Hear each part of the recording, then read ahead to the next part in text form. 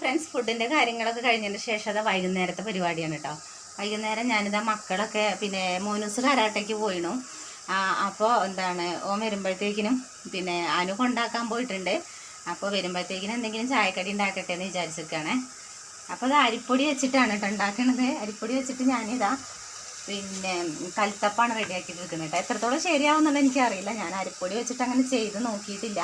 ഇതിൽ അരിപ്പൊടി ഉണ്ട്, തേങ്ങ, നല്ല ജീരകം, ഏലക്കായ ഇട്ട് കൊടുത്തിട്ടുണ്ട്. അപ്പോൾ ഇതൊന്ന് മിക്സിയിലിട്ടൊന്ന് അരച്ചെടുക്കണം. അപ്പോൾ അതങ്ങനെ റെഡിയാക്കിയിട്ടുണ്ട്. അപ്പോൾ ഇതാ ഗൈസ് അതിന് വേണ്ടിയിട്ട് ഞാനിതാ ശർക്കര 3 ശർക്കരയാണ് കേട്ടോ അടുപ്പത്ത് ഗ്യാസുമ്പിൽ വെച്ചിട്ടുണ്ട്. അപ്പോൾ അതൊന്ന് മെൽറ്റായിട്ട് വരട്ടെ. അപ്പോൾ അതാ ഞാനിതാ മിക്സിൻ്റെ ജാറിലേക്ക് വേണ്ട ആവശ്യത്തിനുള്ള അരിപ്പൊടി ഇട്ട് കൊടുത്തിട്ടുണ്ട്. നിങ്ങൾക്ക് എത്ര ആവശ്യം വെച്ചാൽ അത്ര അരിപ്പൊടി ഇട്ട് കൊടുക്കുക.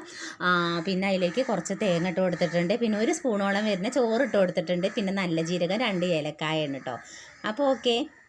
അപ്പോൾ നമ്മുടെ കൽത്തപ്പം അതാ നല്ല